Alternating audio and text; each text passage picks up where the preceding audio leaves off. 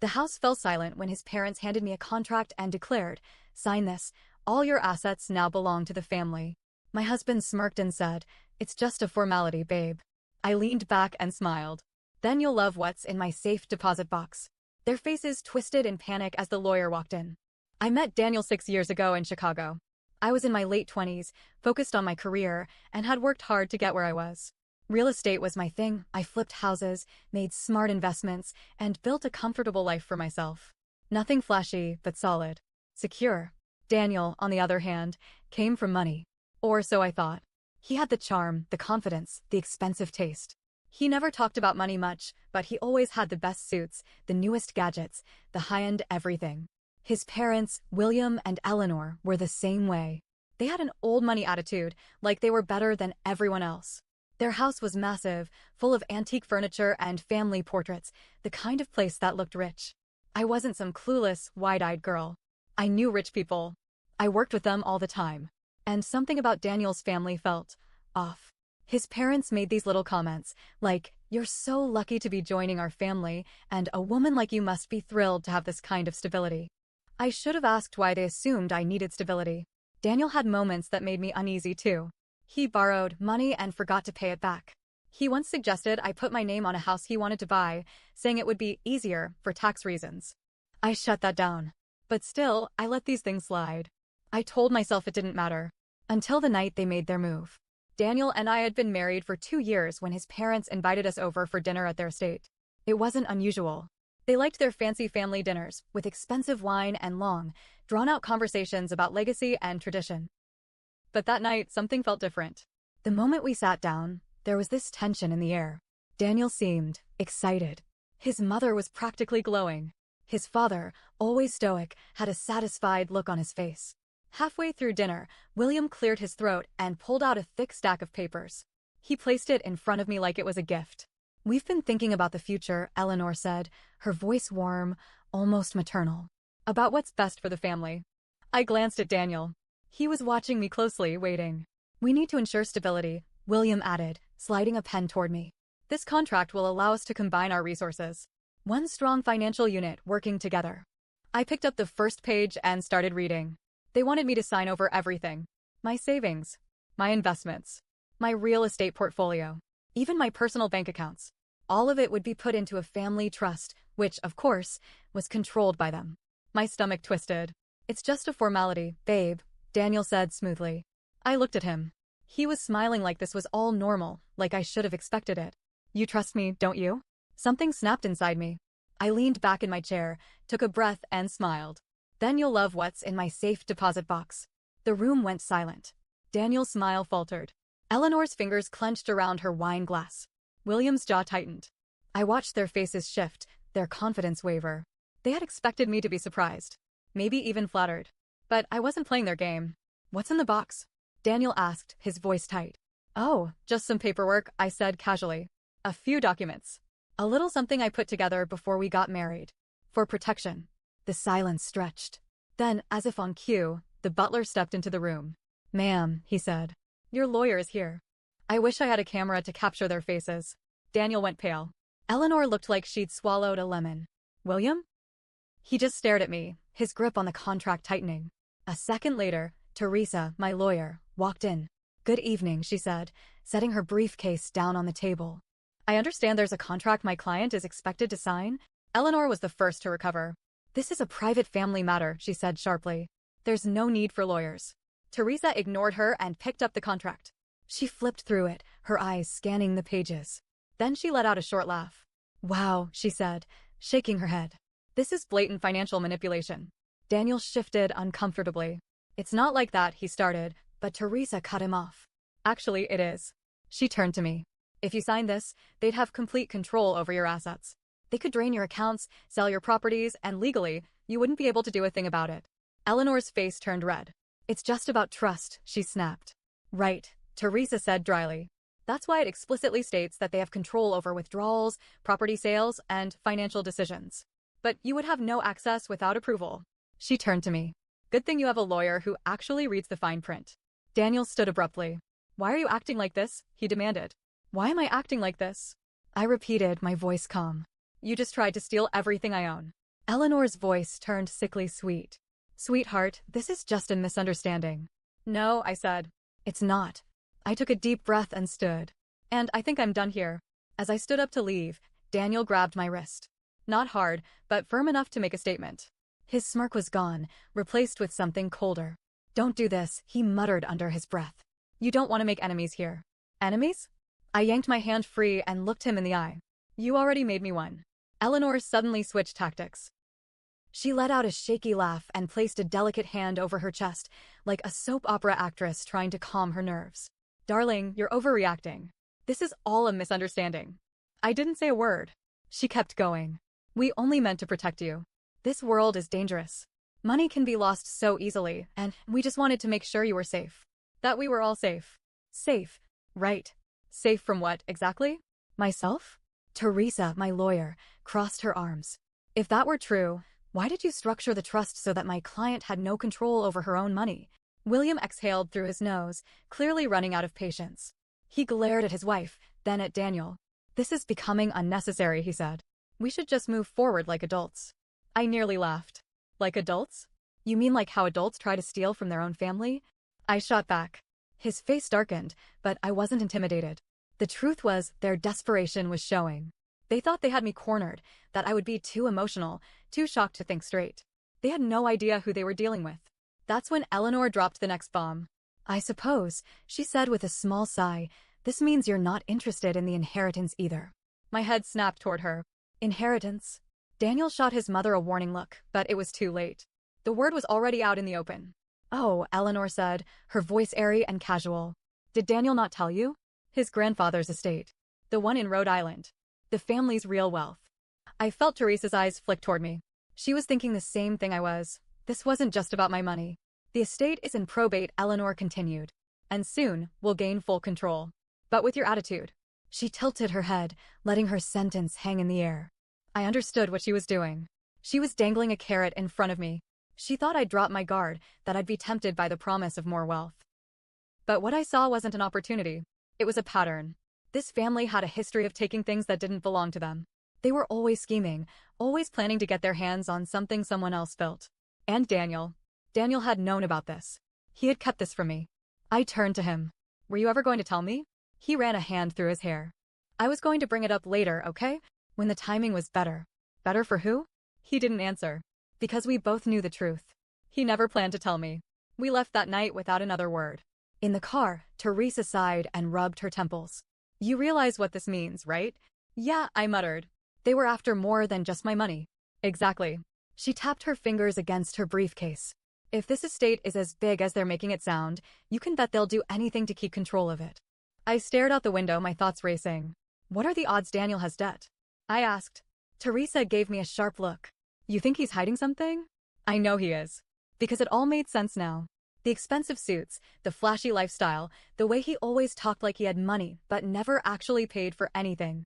And if he was in debt, then this trust wasn't just about controlling me. It was about saving himself. The next morning, I did something I should have done a long time ago. I hired a private investigator. I wanted everything. His finances, his credit history, his past business dealings, everything. And what he found? It was worse than I thought. Daniel was drowning in debt. He had multiple credit cards maxed out. Personal loans. Even a business loan he took out under my name without telling me. I saw red. Not only had he lied, he had stolen from me. And I wasn't about to let it slide. That night, I confronted him. How long have you been stealing from me? Daniel blinked. What are you talking about? I threw the papers onto the table. You took out a loan under my name. You've been hiding debt. Lying to me. And you wanted me to sign away everything so you could fix your mess. For the first time, he didn't try to deny it. Instead, he did something worse. He laughed. A cold, bitter laugh. You were always so damn careful, he muttered, shaking his head. I thought I could make you see the bigger picture. That you'd understand we needed to be smart about our future. But you just don't get it, do you? My chest tightened. So this was always the plan? He looked up at me, his expression unreadable. You have no idea what you've just started. I took a step back. Are you threatening me? Daniel didn't answer. He just gave me one last look before grabbing his coat and walking out the door. I stood there, my hands clenched into fists. I wasn't scared. I was angry. And if he thought this was over, he was dead wrong. After Daniel walked out that night, I barely slept. My mind raced, piecing together every red flag, every lie, every manipulation. He hadn't just betrayed me, he had been planning this for a long time. And I had let him. The next morning, my phone buzzed. Teresa, you need to come to my office. Now. I could hear the urgency in her voice, so I didn't ask questions. I just got in my car and drove. When I walked in, she was already waiting with a file on her desk. You're not going to like this, she warned, sliding it toward me. I opened it, and my blood ran cold. There was another woman. Actually, there were two. Daniel wasn't just lying about money. He was lying about everything. Teresa leaned forward. Meet Lisa and Hannah. 2 pictures. 2 women. Both younger than me, both stunning. Lisa was with him 2 years ago. He promised to marry her. Took out a loan in her name and drained her savings before ghosting her. My stomach turned. Hannah was last year. Same story, but he never actually broke things off with her. I stared at the pictures, trying to process. So, he was cheating? Teresa nodded. Well, married to you, yes. But here's the kicker. She flipped to another document. He was also engaged to Hannah. I blinked. Wait, what? Yeah, Teresa said. He proposed. Gave her a ring. Planned a wedding. She thinks she's about to marry him in 6 weeks. My mouth was dry. So he was married to me, engaged to someone else, and scamming both of us? Teresa exhaled. Pretty much. And that's when it hit me. The Rhode Island estate.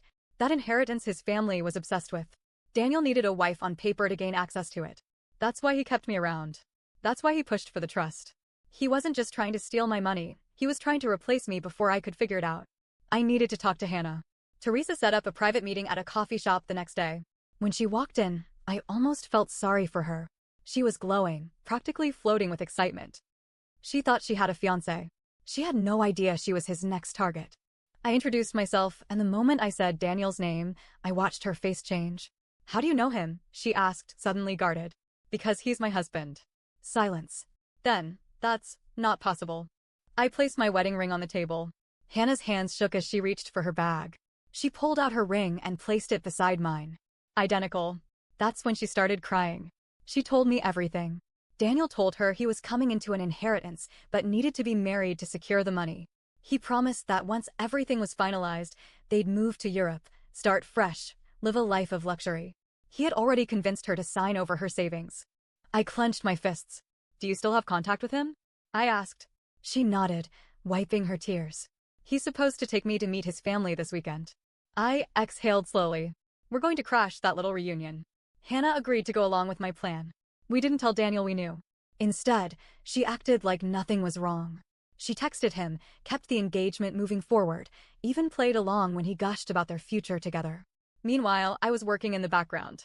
I hired a forensic accountant to dig through his finances. Turns out, Daniel had a hidden offshore account where he'd been funneling money. The debts I found earlier? Just the tip of the iceberg. Then I dug into his parents. Remember that Rhode Island estate? Turns out, it wasn't legally theirs yet. The probate process was messy, and they needed a stable heir to gain control. A stable married heir. Daniel was supposed to be that person. But now? Now I had everything I needed to burn it all down. The night of the family dinner came fast. Daniel thought he was bringing his sweet, naive fiancée to meet his loving parents. Instead, he was about to get the shock of his life. Hannah and I arrived together. I walked in first. Daniel's parents were already seated at the grand dining table, sipping wine like royalty. Eleanor's face twisted in confusion when she saw me. What are you doing here? She snapped. I smiled. I wouldn't miss family night for anything. Daniel walked in behind me, arm in arm with Hannah. And then? He froze. His face drained of color. I watched the panic settle in as his brain scrambled for a way out. Babe, he said, forcing a smile at Hannah. Why is she here? Hannah crossed her arms. You tell me. Silence. His mother stood abruptly. This is ridiculous. I won't have this drama at my table. I laughed.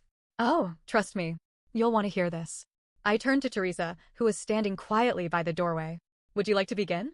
She stepped forward and pulled out her files. Let's start with fraud, she said, flipping to the first page. And then we'll get to bigamy. The room exploded. Eleanor gasped. William slammed his glass down. Hannah threw her engagement ring at Daniel's chest. And Daniel? Daniel just sat there, staring at me with a look I'll never forget. Pure, unfiltered hatred. He knew. I had destroyed him. And the best part? I wasn't finished yet. Silence. Not the kind of silence where people are processing information.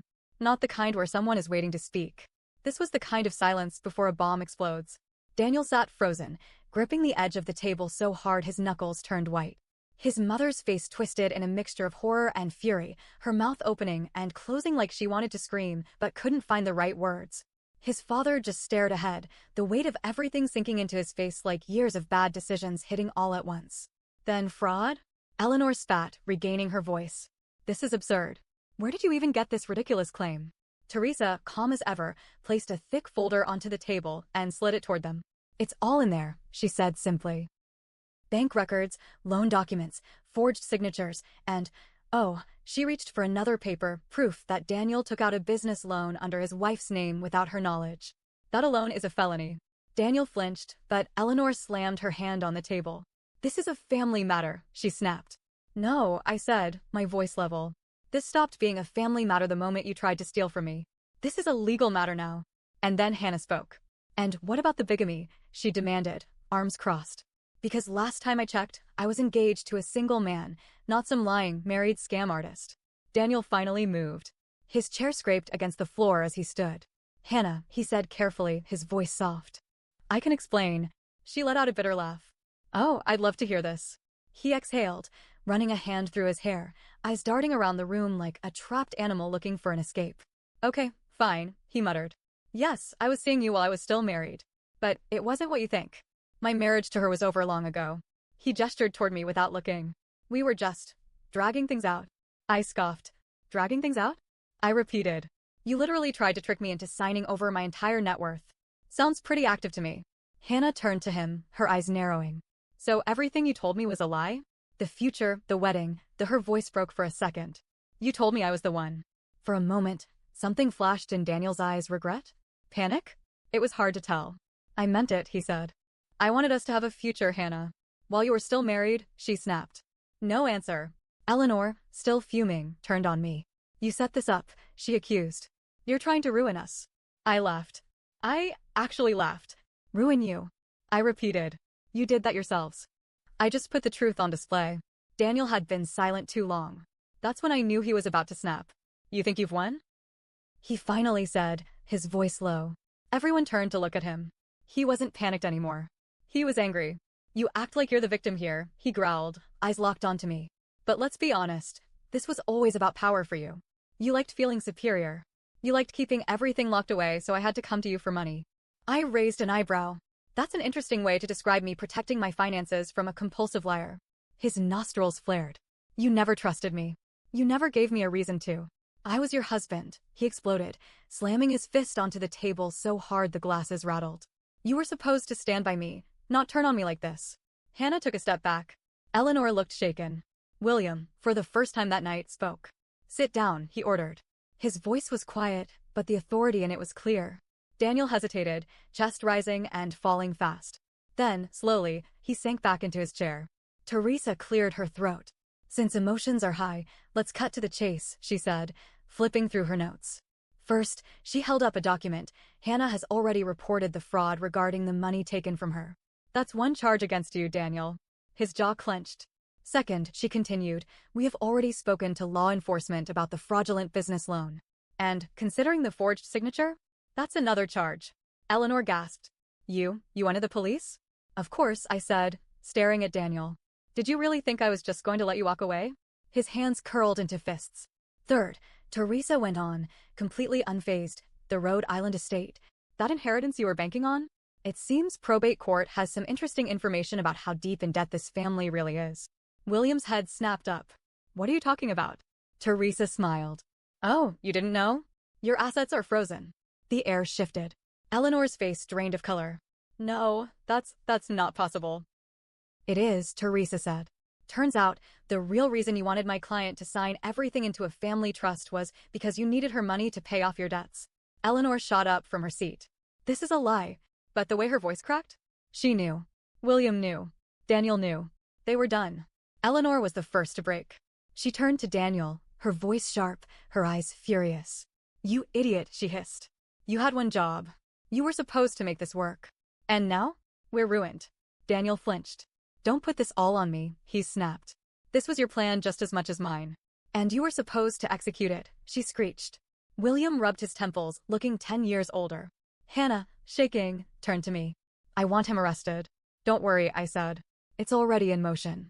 Daniel's head snapped toward me. You wouldn't. I met his stare. Watch me. And that's when the sirens wailed outside. Daniel was arrested that night.